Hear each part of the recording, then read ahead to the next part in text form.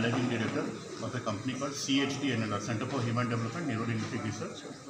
sir प्रकल्प 2024 ये कार्यक्रम छात्र छात्री केते आवश्यकता अछि देखो गोटे प्रोफेशनल स्टूडेंट